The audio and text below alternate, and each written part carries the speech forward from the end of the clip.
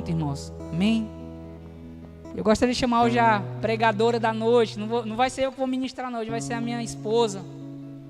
Amém? Glória a Deus. Estenda sua mão para cá, irmãos. Vamos orar. Amém? Pai, em nome de Jesus, que o Senhor libere sementes essa noite, Deus. Que o Senhor destrave corações. A Tua palavra, Senhor, ela tem poder para isso, Deus. Então, destrava pessoas. Fazer com que os irmãos, Senhor, cada um que escute essa palavra, venha entender que o que ele tem é suficiente. Que o Senhor, tudo o que ele precisa para viver o propósito, o chamado, já está dentro dele. Então nos faz entender essas pedras preciosas, Senhor, que está muitas vezes tão perto de nós, mas muitas vezes não percebemos, Deus. Por isso fala aos nossos corações e tem liberdade, Senhor. Usa a vida da Geniere, Senhor, como instrumento Teu, para alcançar e tocar pessoas, em nome de Jesus. Amém. Amém, irmãos. Boa noite. Antes de começar, eu queria só orar mais um pouquinho. Senhor, este altar é Teu. Tudo é Teu, Jesus. Tudo é Teu, Senhor. Tudo é para Ti e por Ti. Ó Deus, nós não somos nada sem a Tua presença. Que o Senhor seja engrandecido, que eu diminua e que o Senhor cresça em mim. Que eu possa, Senhor, tocar os Teus pés, ó Deus, em nome de Jesus. Eu oro para que o Senhor reine, para que o Senhor cresça, para que o Senhor apareça, para que Teu nome seja glorificado.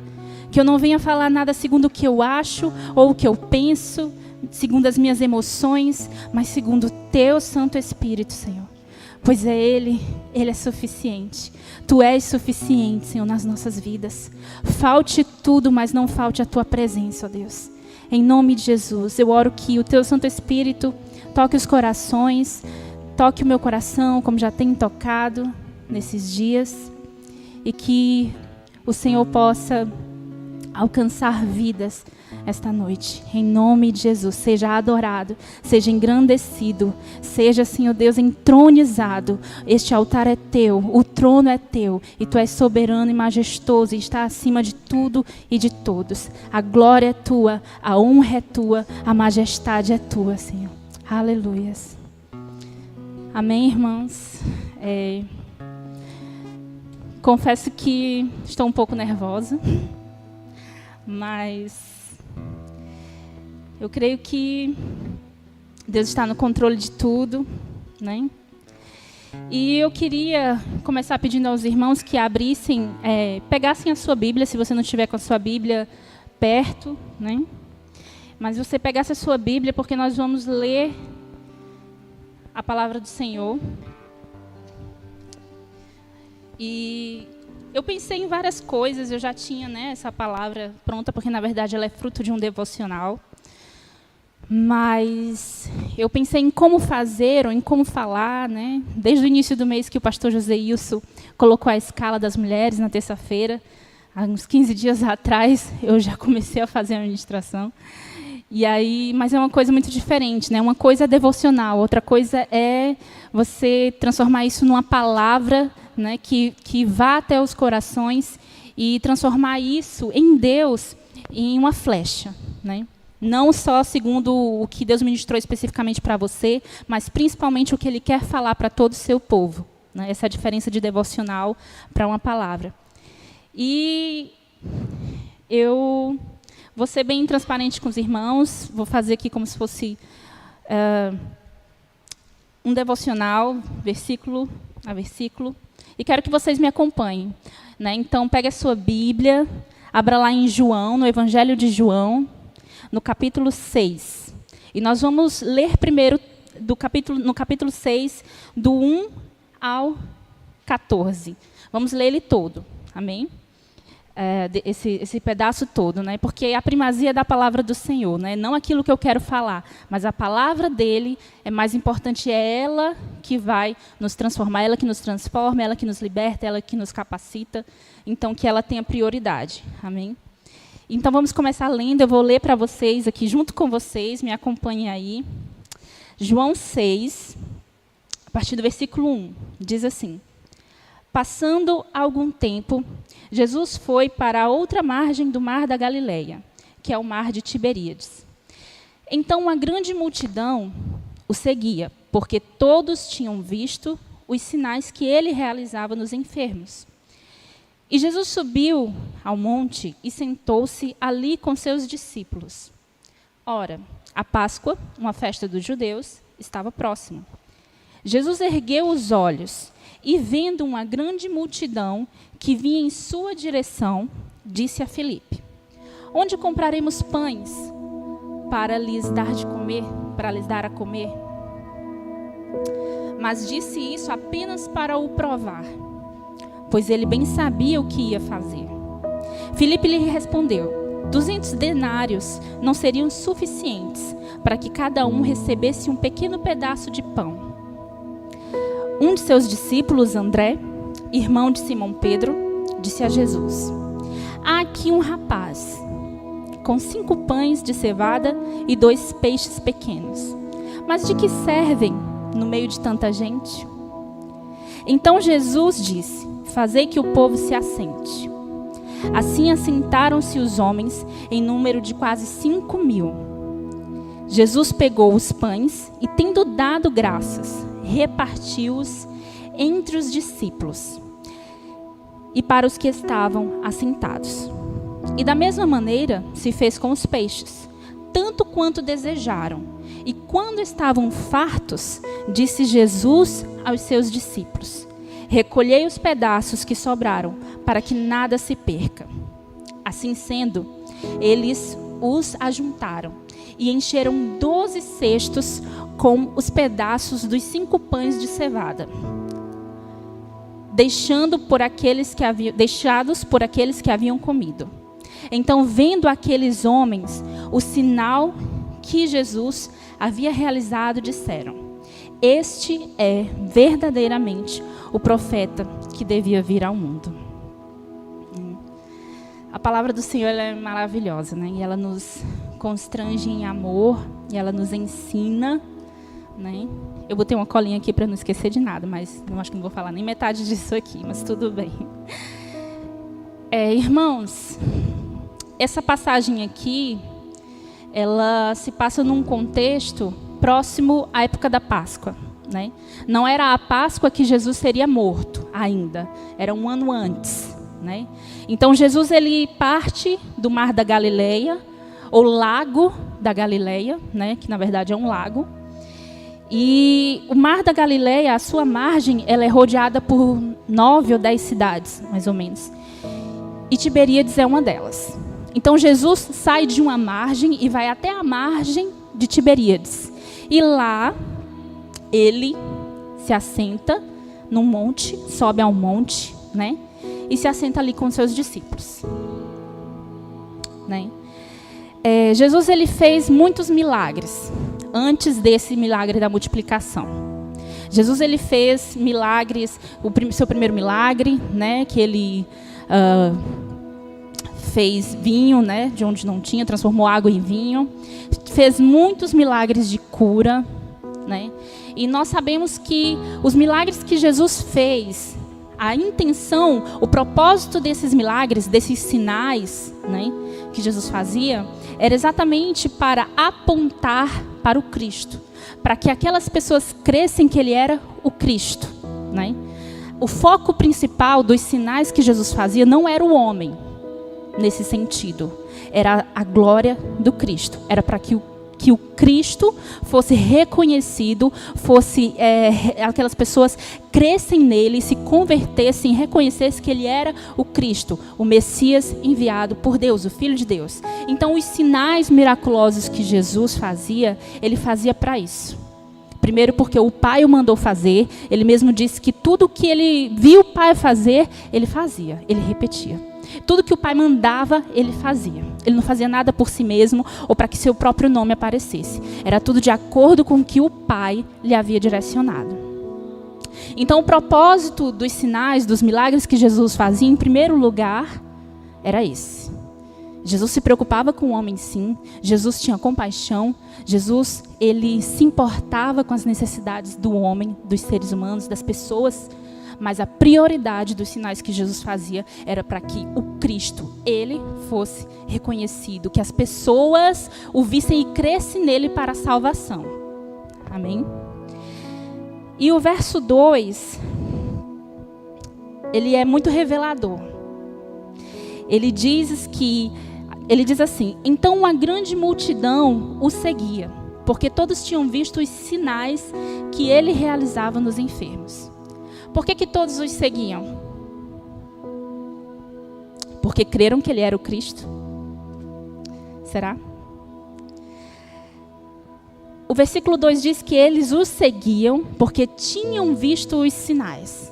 Mas mais à frente, em algumas passagens desse mesmo capítulo, que é enorme, diga-se de passagem, vai falar que nem todos criam nele, mas o seguiam, mas nem todos criam. Esse povo, como era a época da Páscoa, vinha de muitas regiões e ali, como Jesus estava ali, aproveitou e o acompanhou e viu todos os milagres que Jesus fazia, né? Mas por que esse versículo ele é revelador? Porque esse versículo, ele é claro. Ele afirma que as pessoas seguiam Jesus por causa dos sinais que ele realizava. O que eles queriam? Eles não queriam Jesus. Eles queriam os sinais. Eles tinham a motivação errada. Nem todos criam verdadeiramente nele. No decorrer do texto, vimos a bajulação interesseira, o desprezo e a inferiorização deles com Cristo, o comparando a Moisés e o seu milagre no maná, com o maná. E vemos também o seu abandono quando Jesus endurece o seu discurso. Então, essa mesma multidão aqui, que seguia Jesus, que tinha visto os milagres que ele havia feito, né?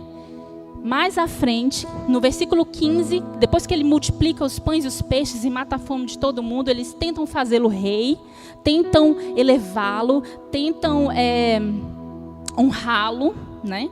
E talvez nós, no lugar de Jesus, né, falar por mim também, talvez, eu teria aceitado essa honraria humana, né? Porque, estão me reconhecendo, estão vendo mesmo que eu vim de Deus, então eu vou aceitar ser coroado rei. Mas Jesus, ele fugiu e foi orar, foi ao monte. Ele não aceitou reconhecimento humano, porque o reconhecimento dele, a honra dele como rei de verdade foi na cruz.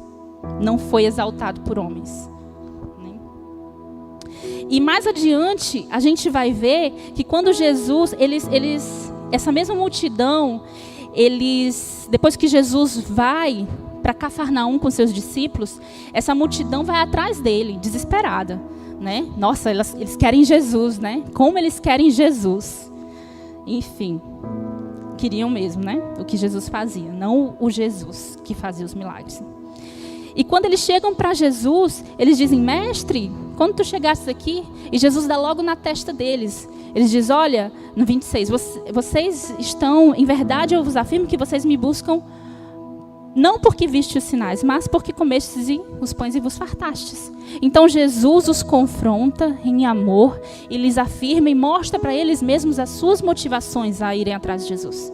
Não era por ele, não era nem pelos sinais, é porque eles queriam ser fartos, serem saciados. E Jesus diz: trabalhai não pela comida que perece, mas por aquela que permanece para sempre. E aí, quando Jesus dá essa lapada na testa deles, aí eles começam o quê? A desafiar Jesus, a menosprezá-lo. Tipo assim, foi muito duro conosco, então agora a gente não vai mais. Peraí, tem alguma coisa acontecendo.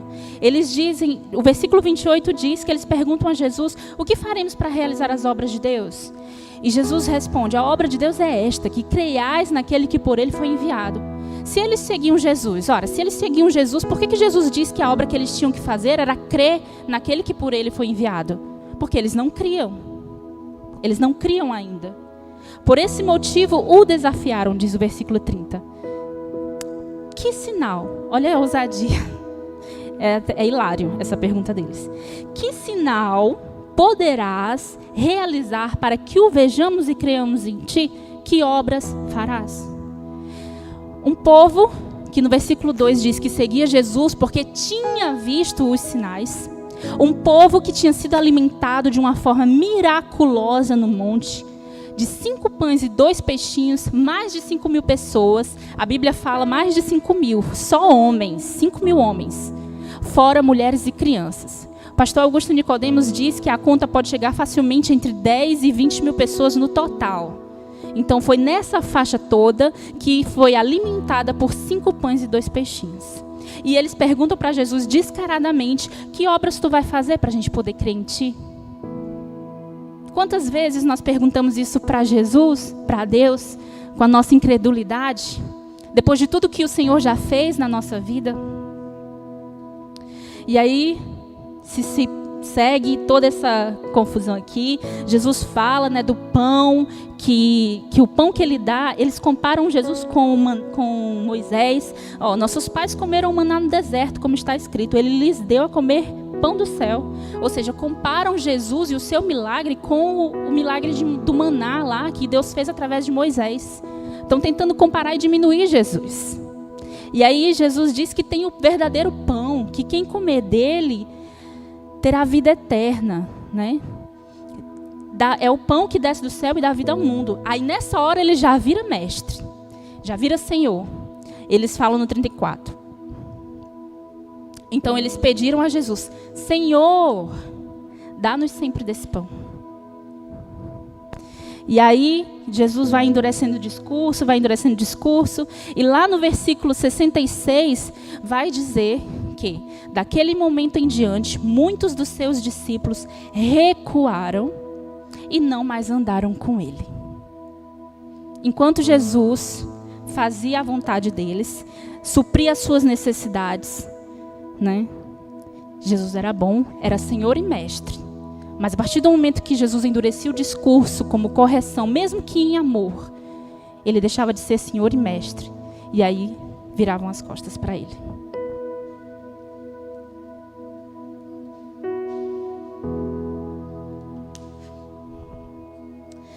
O verso 5, para mim, ele é maravilhoso. O verso 5 diz o seguinte: Jesus ergueu os olhos e, vendo uma grande multidão que vinha em sua direção, disse a Filipe: onde compraremos pães para lhes dar a comer?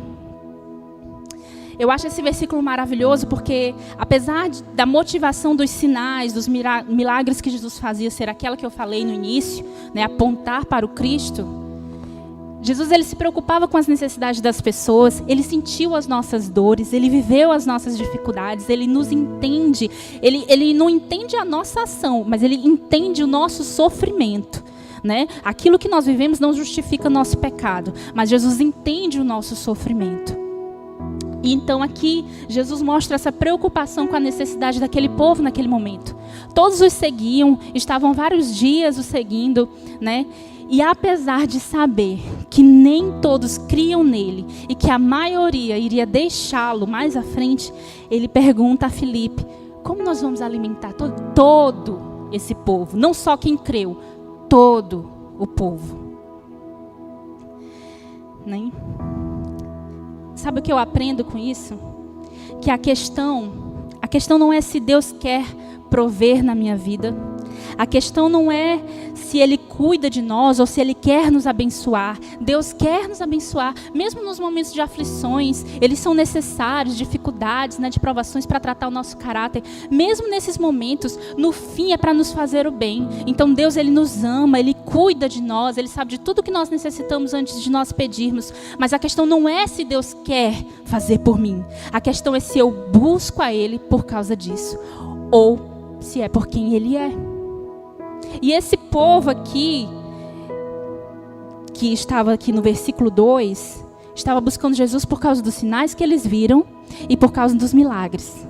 E pelo que Jesus fez por eles. E não por quem Jesus era.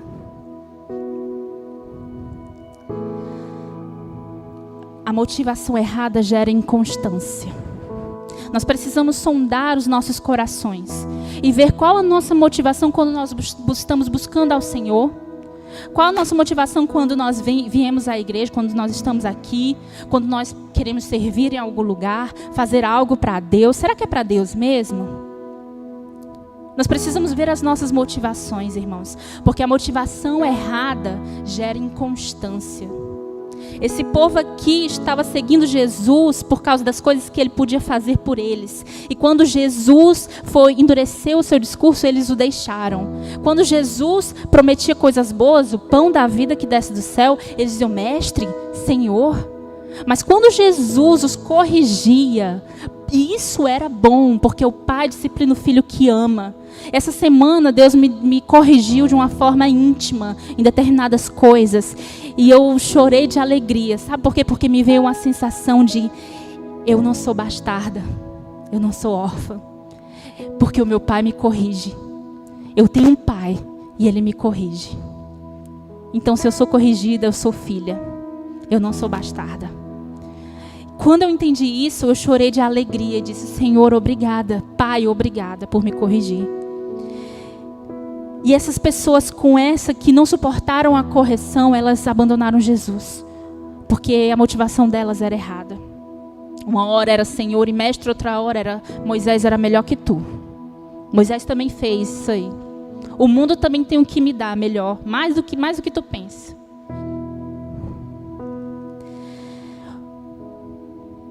O verso 5 é a introdução do milagre de Jesus, né? E eu quero aqui falar alguns pontos com vocês. E o primeiro ponto é sobre os discípulos, em toda essa cena. E os discípulos podem ser eu, pode ser você, pode ser a liderança de algum ministério ou de alguma igreja, não só da nossa. Vamos nos avaliar, né? Vamos ver o que Deus quer falar conosco. E eu vou começar por Filipe, o abençoado Filipe. Nos versos 5, do 5 ao 7, Jesus ele pergunta para Filipe no 5, onde compraremos pães para lhes dar a comer? E Filipe diz, mas disse isso apenas para o provar. Jesus dizendo ainda, né? Mas disse isso apenas para o provar, pois ele bem sabia o que ia fazer. Um de seus discípulos, 7, Filipe lhe respondeu, 200 denários não seriam suficientes para que cada um recebesse um pequeno pedaço de pão.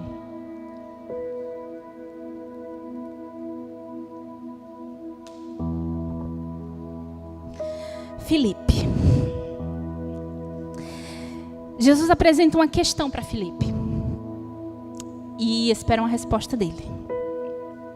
Jesus já sabia exatamente o que ele ia fazer. O fato dele perguntar a Filipe algo não significa que ele não sabia o que ia fazer. Significa que ele estava dando a oportunidade de Filipe cooperar com ele naquilo que ele ia fazer.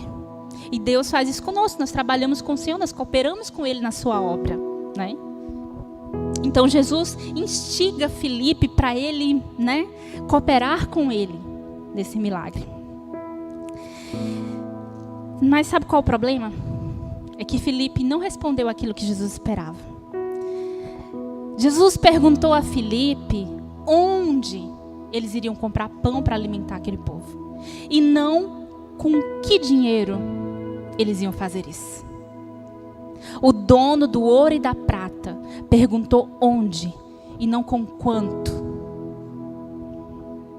E Filipe não entendeu isso. Filipe responde para ele de uma forma técnica, calculista, no sentido de calcular, né, de planejamento. Né? Temos 200 denários, ou talvez eles nem tivessem tudo isso. 200 denários são mais ou menos 8 meses de trabalho. Eram mais ou menos 8 meses de trabalho naquela época. E eles não tinham, talvez nem tivesse tudo isso. E Filipe diz, nem 200 denários não seriam suficientes. Então ele fala de uma forma calculista, calculável, né? De planejamento, de ver as possibilidades, né? Mas não era a resposta que Jesus queria. Não era a resposta que Jesus queria. O nosso Deus, Ele é um Deus organizado, amém? Ele não faz as coisas de qualquer jeito e nem quer que nós façamos para Ele as coisas de qualquer jeito, né? Ele não é um Deus de desordem. Nesse milagre aqui, a gente vê, na forma como Jesus fez, que Ele mesmo organizou tudo. Ele mandou todo mundo se assentar, dividiu grupos. Acho que em Marcos 6:39 diz que Ele dividiu em grupos de 100, de 50, mandou os discípulos dividir. Organização. Deus é um Deus organizado. E a organização é importantíssima em qualquer ministério, em qualquer coisa que a gente faça para Deus. Filipe era uma pessoa organizada, aparentemente, né? Filipe era uma pessoa que planejava. Ele estava vendo ali fazendo os cálculos, né? Como é que ia fazer e tal. Pelo menos ele parou para fazer os cálculos, né? Não se negou. Então Deus, ele não é um Deus metódico, não é um Deus engessado, não é um Deus calculista, mas Ele é um Deus organizado e planejado. A nossa própria vida e a salvação em Cristo Jesus é uma prova que Deus é um Deus que planeja, né? Lá em Salmos 139 diz isso, que Deus já havia planejado todos os nossos dias. Ele já havia escrevido antes que nenhum deles existissem. E que antes de eu e você sermos formados no ventre materno, já estavam todos registrados no seu livro. Já estava tudo organizadinho ali. Tudo que nós íamos viver, tudo que nós íamos passar, seja de bom, seja de ruim, Deus já havia planejado. Então Deus é um Deus de planos. Mas nós temos que entender que, apesar disso, os planos de Deus não são baseados nas mesmas perspectivas que as nossas. Porque nós usamos algo natural, calculado, que nos dá algo mensurável, que nos dá mais ou menos o controle, ou pelo menos a suposição do que há de vir. Que é isso que a gente quer. Quem entende lá de administração vai entender melhor. Mas Deus, Ele é um planejador, e o seu planejamento está acima do nosso entendimento racional humano, né? Nós não temos o controle de tudo, não só pelas situações externas, imutáveis, mas também porque o controle total é dele, não nosso. Mas isso não é desculpa para fazermos as coisas de Deus displicentemente, não é verdade? Jesus, apesar disso tudo, né, apesar da resposta de Filipe não ter sido talvez a que Jesus esperasse, mas Jesus estava o provando para ensiná-lo também e para, né, fazer com que ele cooperasse naquilo que ele ia fazer. Mas Jesus não censurou Filipe, não disse: olha, tu está na carne, tu não entendeu ainda como é que eu ajo. Não, Jesus, pelo menos o texto não diz isso, né? Jesus deixou Filipe com os planejamentos dele. E aí nós vemos nos versículos 8 e 9, outro discípulo, André. André se aproxima mais. André vê algo a mais. Ele vê o que Filipe não viu. Vamos ver lá no verso 8, nos versos 8 e 9. Um de seus discípulos, versículo 8, um de seus discípulos, André, irmão de Simão Pedro, disse a Jesus: há aqui um rapaz com 5 pães de cevada e 2 peixes pequenos. Viu algo a mais. Sabe o que isso me mostra? Né? Que nós não podemos andar sozinhos. Porque talvez aquilo que eu não vejo, você veja. E aquilo que talvez você não vê, eu posso ser instrumento na sua vida para te ajudar a enxergar. Isso é uns aos outros. Isso é a igreja. Nós não conseguimos fazer nada sozinhos. Nós precisamos uns dos outros. Cada um no seu membro, né? Como diz lá, todas as juntas, né? E medulas lá no Efésios 4 fala sobre isso, né? Sobre a disposição do corpo, o alimento do corpo, né? Cada órgão, cada parte do corpo na sua justa posição, naquilo exatamente que Deus o fez para fazer, ele coopera para o bom funcionamento de todo o corpo. E é engraçado que eu estava conversando com o Rafael hoje, nessa madrugada, eu já vinha com alguns dias com dor de ouvido, muito forte, e desde ontem, antes de ontem à noite, na madrugada, que eu não conseguia dormir. E aí ontem de madrugada a gente foi na emergência porque eu não conseguia, eu chorava de dor, estava doendo muito. E aí fomos lá na emergência e o médico me atendeu, viu que estava inflamado, aí me receitou a medicação e perguntou assim: você quer tomar injeção? Né? Eu, muito corajosa, que não sou, toda me tremendo, disse: quero. Porque eu só ia conseguir comprar o remédio no outro dia, né? E não estava conseguindo dormir, estava insuportável a dor, eu chorava demais. E aí eu disse que quero, porque eu sabia que a injeção ia logo, né, na veia. Mas aí ele disse: você quer uma ou você quer duas? Aí eu: qual a diferença? Aí ele disse: as duas, o efeito é mais rápido e é mais forte, porque uma era para dor e a outra era para desinflamar. Aí eu, com a cara assim de choro: eu quero as duas, né? E a primeira coisa que eu aprendi com isso, eu fui lá, né, antes de eu falar o que eu aprendi, eu fui lá na enfermaria, parei lá, sentei naquela cadeirinha e botei logo o braço assim, porque eu pensei: vai ser no braço, vai ser na minha veia, assim, né? Então eu vou ficar aqui sentadinha, linda e maravilhosa, recebendo na veia. Mas não foi na veia. A enfermeira passou, me chamou, me levou lá para um lugar mais escondido. Aí eu perguntei assim: vai ser lá? Vocês, né? Na traseira. Aí ela: vai. Todas duas? Ela: todas duas. Aí gente, foi um jeito. Eu disse: amiga. E eu lá intercedendo, eu disse: amigo, vou interceder, peraí. Ô Jesus, misericórdia. E ela lá, dando a injeção, aí, ai meu Deus do céu. Cheguei toda dolorida, 2 injeções, uma de cada lado. E hoje de manhã, fazendo meu devocional com o Rafael, eu conversei com ele e disse assim: amor, sabe o que eu aprendi com isso? Que primeiro os remédios de Deus, que Deus ministrou no meu coração, é que o remédio de Deus para aquilo que Ele precisa curar na nossa vida é doloroso. É doloroso. E a segunda coisa que eu aprendi é que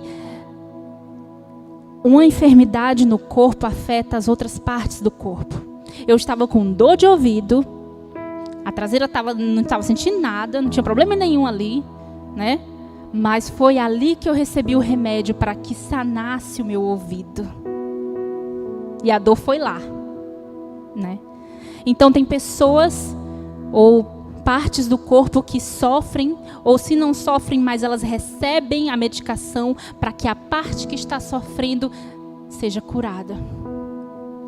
Isso foi um ensinamento tremendo, gente. Uma injeção na bunda me fez entender como funciona, né, o corpo. Então nós precisamos uns dos outros.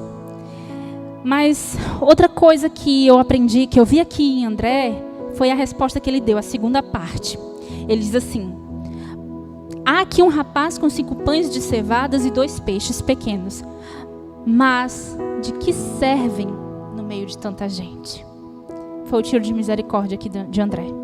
Se ele não tivesse falado dessa forma, eu não acredito, talvez, que ele tenha falado realmente menosprezando o rapaz. Mas pareceu um pouco de desprezo, sabe? E aí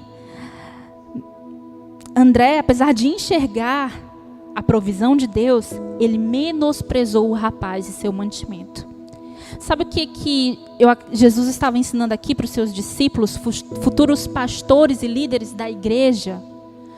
Ele estava ensinando, primeiro, a ver além do natural, do visível, do palpável, mas a ver soluções pela fé. Ele estava ensinando aos seus discípulos que nós não temos o controle de tudo, por mais organizados que nós sejamos, né? A Bíblia diz lá em Provérbios 16:1 que o homem pode fazer planos, mas a palavra certa vem do Senhor. Eu acho que no 17:9, eu não sou muito boa de decorar passagens, versículo, capítulo, mas em Provérbios também fala que o homem pode fazer planos, mas é o Senhor que lhe dirige os passos. É outro versículo muito parecido com esse de 16:1. Então o Senhor nos permite planejar, mas Ele quer que nós deixemos esses planejamentos debaixo da sua vontade e que nós o cumpramos de acordo com a forma que Ele quer. Outra coisa que eu aprendo aqui é que o Senhor está ensinando aos seus discípulos, futuros pastores e líderes, a ver não como o homem vê. mas a ver como Deus vê. Era só um menino, né? Mas ele tinha pouca coisa, mas ele tinha exatamente o suficiente que Deus precisava, porque foi o próprio Deus que deu a ele. E os líderes, os discípulos em treinamento não conseguiram ver isso. Agora eu quero falar com vocês um pouco sobre esse rapaz. A Bíblia não diz seu nome, a Bíblia não diz a sua origem, a Bíblia não diz se ele estava só acompanhado, mas provavelmente estivesse acompanhado, porque as pessoas viajavam em família, e aqui diz que ele era um rapaz, né? Então possivelmente fosse muito jovem. A Bíblia não diz nada sobre ele, nada. A Bíblia só diz que ele tinha, só diz o que ele tinha. Quantas pessoas existem no nosso meio? E nós olhamos para elas, talvez, e pensamos e agimos como André. O que pode vir dessa pessoa? Ou esse não se encaixa no perfil, ou esse não estou vendo nele, não estou vendo nela algo para que seja aproveitado. O que pode vir de Nazaré? E nós esquecemos que Deus escolhe aqueles que não são para confundir aqueles que pensam que são alguma coisa. Nós nos esquecemos que Deus, Ele não vê como o homem vê. Foi isso que Jesus estava ensinando para os seus discípulos. Não veja como o homem vê. Não veja com uma perspectiva humana. Nós criamos uma perspectiva humana. Com critérios, entendeu? Com critérios. Eu não estou dizendo aqui que a gente tem que sair escolhendo e colocando em lugares, em posições de responsabilidade, pessoas nécias, novas convertidas, ou pessoas que estão dando mau testemunho. Não estou falando disso. Eu estou falando que nós temos que aprender a enxergar tesouros em vasos de barro. E não se preocupa não que se essa pessoa não estiver dentro dos critérios, não se preocupa não que o oleiro quebra e faz de novo. O nosso papel só é enxergar o tesouro dentro deles, que é o próprio Deus que dá, que colocou ali. Jesus, ele pegou a corja, né, e formou neles o seu caráter, e eles colocaram o mundo de ponta cabeça. Quantas pessoas nós negligenciamos? Nós matamos, porque elas não se encaixam nos nossos critérios humanos pré-definidos. Nós mesmos, o que seria de nós? O que Deus viu em nós, né? O que é o homem para que dele te lembres? A palavra do Senhor diz. Aquele rapaz, com certeza, deve ter ouvido o que André disse. Como será que ele se sentiu? Será que ele pensou assim, realmente eu não sirvo para isso aqui? Realmente o que eu tenho não é suficiente, não é nada, eu não sou nada, eu não sirvo para essa obra, para esse ministério, para esse propósito. O que eu tenho é tão pouco. Ele poderia ter se comparado com os outros, na verdade, que tinham mais, talvez tivessem mais do que ele. É o que nós vemos na parábola dos talentos em Mateus. A Bíblia diz que o Senhor entregou 5 talentos a um, 2 talentos a outro e 1 a outro. E esse que recebeu 1 não ficou muito, contente com que recebeu só 1. Provavelmente a Bíblia não diz, mas se comparou com os outros. Olha, um recebeu 2, o outro recebeu 5. O que eu vou fazer com esse 1 aqui? Mas a Bíblia diz que o Senhor distribuiu a cada um conforme a sua capacidade, conforme o que ele poderia suportar. E ao invés de ele usar aquilo que ele recebeu de tão precioso para a obra do seu Senhor, para aquilo que o seu Senhor esperava receber quando voltasse, ele enterrou. Talvez porque se comparou, talvez porque ele próprio não enxergou que era algo valioso, ou talvez porque outras pessoas disseram que não era nada.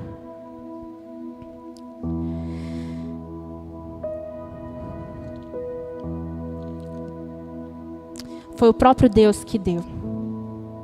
Jesus já sabia o que ia fazer. E Jesus já sabia também como e com quem ia fazer. Nós não podemos negligenciar o que o Senhor nos deu.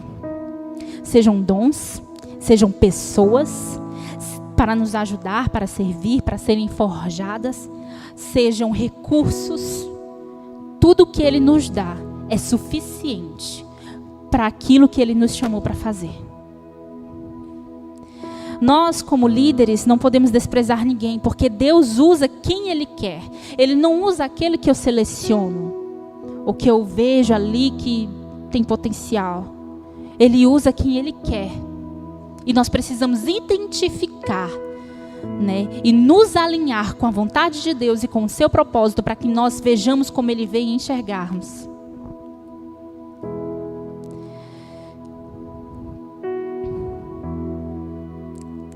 Não podemos olhar com os olhos naturais, porque Ele tem tesouros em vasos de barro.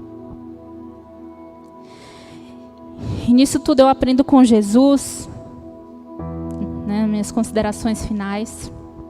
Primeiro eu aprendo com Jesus que Jesus sabe o que vai fazer, quem vai usar e como vai usar. E por isso Ele dá o suficiente para que você e eu cumpramos o propósito dEle. Ele chama quem Ele quer e Ele usa quem Ele quer. Ele não nos revela tudo de uma vez. Já imaginou se Jesus tivesse, se Deus tivesse revelado para José, né, tudo que ele ia passar até chegar no trono, né? Deus mostrou para ele só lá, ele bonitão e os feixes se curvando diante dele, né, os pais dele, os irmãos, né? Mas não mostrou o processo. Não mostrou que ele ia ser lançado numa cova, num buraco. Não mostrou que ele ia ser vendido. Não mostrou que ele ia ser preso injustamente. Não mostrou tudo que ele ia sofrer. Porque senão ele teria arregado. Eu arregaria. Se Deus me dissesse que eu ia passar por um monte de coisas que eu já passei e por tudo que ainda vou passar. Mas ainda bem que Ele não mostre. Ele vai nos capacitando para suportar. Ele não nos revela tudo de uma vez. Ele não nos dá tudo de uma vez. Rapaz, o que você tem hoje é suficiente para Deus te usar hoje. E durante o processo Ele vai te dando mais. Ele vai te revestindo, te capacitando, te amadurecendo. Então o que você tem hoje é suficiente. Isso não significa que a gente não deva buscar mais. Pelo contrário, nós temos sempre que buscar mais. Mas aquilo, não negligencie aquilo que o Senhor já te deu. Aquilo que o Senhor já está te dando. Eu aprendo também que Deus não nos dará uma solução pronta no primeiro momento. Tinha ali mais de 5.000 pessoas, fora mulheres e crianças. Não tinha comida para todo mundo. Só tinha 5 pães e 2 peixinhos. Não tinha nem 200 denários para comprar comida para todo mundo. E Deus pergunta para Filipe. Talvez a gente espera sempre receber respostas de Deus que nos deem a solução prontinha para aquele problema que a gente está passando. Quando na verdade Deus quer que a gente passe pelo problema. Deus não quer solucionar o problema. Deus quer que a gente passe por ele para que a gente amadureça, para que a gente cresça. Ele quer nos ensinar a cooperar com Ele. Ele quer nos ensinar a ver além do natural, a buscar soluções para questões que vão exigir fé, organização e uma boa liderança. Eu aprendo com Deus também que Ele nos ensina a não desprezar ninguém. A ninguém conheceremos segundo a carne. O que é conhecer as pessoas segundo a carne? É segundo o quanto de dinheiro ela tem, a sua posição financeira, a sua capacidade, intelectualidade, né? Capacitação, a sua aparência humana agradável aos olhos. Jesus mesmo é o nosso maior exemplo, que Ele não era agradável aos olhos. Não tinha beleza alguma que nos atraísse. Será que se Jesus viesse hoje, né, como na primeira vez, né, sendo humano apenas e não glorificado, vamos supor aqui, vamos viajar na maionese um pouquinho, será que nós nos sentiríamos atraídos por Ele? Ou a gente só correria atrás dele também por causa dos milagrezinhos aqui, do poder e do que Ele poderia fazer conosco? Porque nos nossos critérios humanos, naturais, de aparência, Ele não iria se encaixar. Ver o pecado e não o propósito de Deus na vida da pessoa.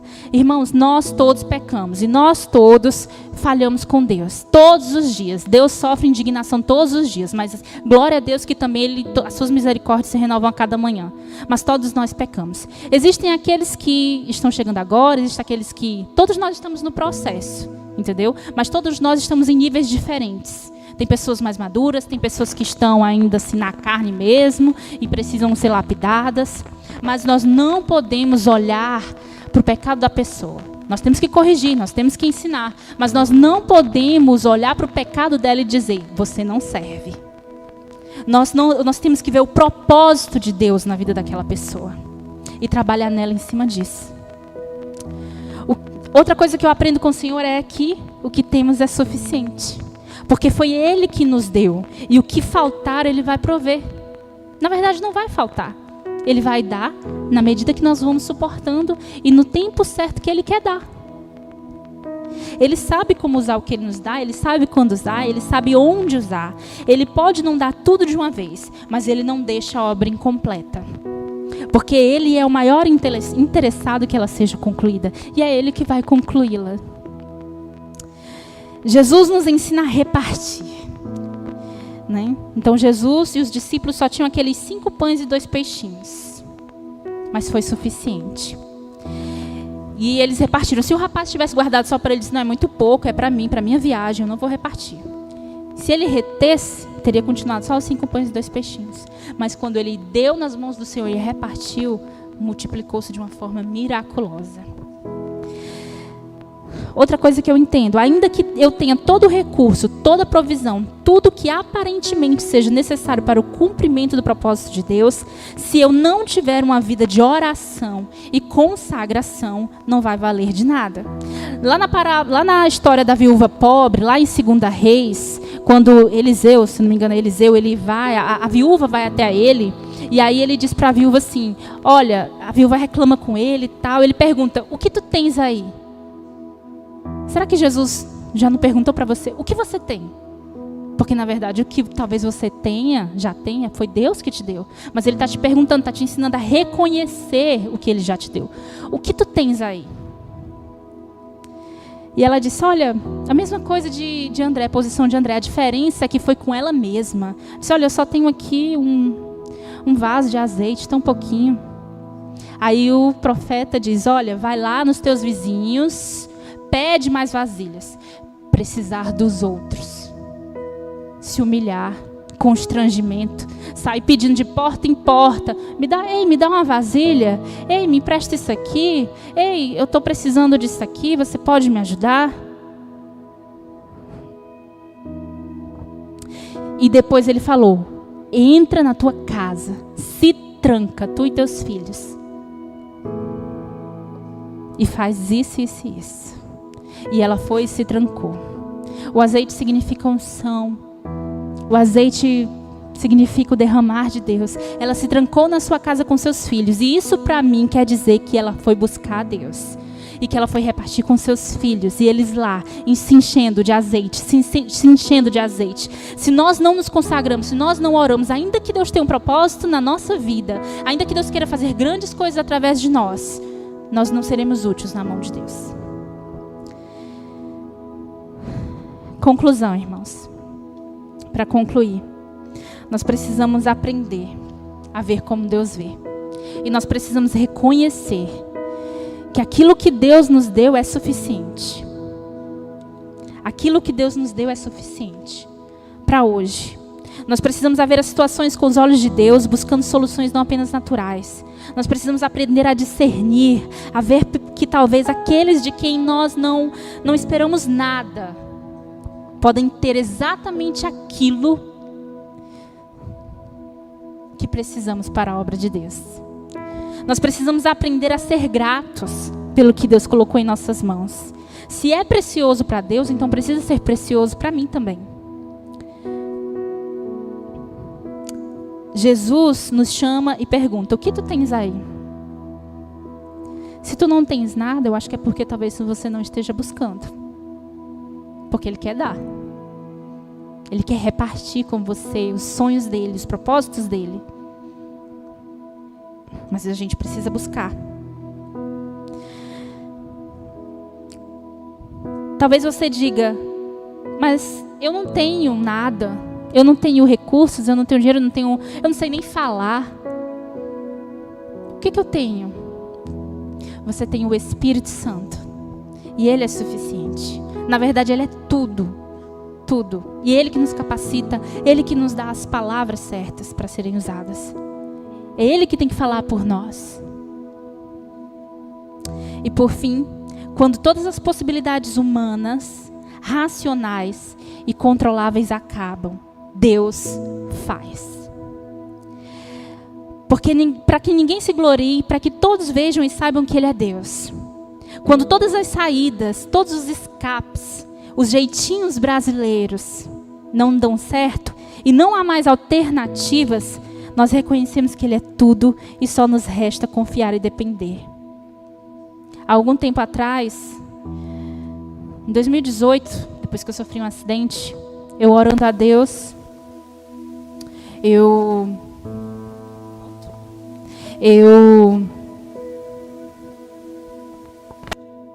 algum tempo atrás, eu orando a Deus em 2018, depois do acidente, eu disse, Senhor, eis-me aqui. E aí Deus falou assim, olha, Deus disse ao meu coração, ministrou meu coração, falte tudo na sua vida, mas não falte a minha presença. Falte tudo, mas não falte a minha presença. Falte pão, falte vestes, falte casa, falte filhos, mas não falte a minha presença. Tudo aquilo que eu me importava antes e que eu buscava muito e que eu corria atrás, Deus disse, falte isso, mas não falte a minha presença. Até que Ele disse também, aquilo que eu abri mão, tudo que eu abri mão de buscar, de correr atrás, mas uma única coisa eu queria, mais do que tudo. E Deus disse, falte isso, mas não falte a minha presença. Que falte tudo, Senhor, nas nossas vidas, mas não falte a Tua presença, Senhor. Porque Tu és suficiente nas nossas vidas. Porque Tu és tudo, Senhor, que nós precisamos. Amém? Vamos adorar o Senhor um pouquinho. Em nome de Jesus.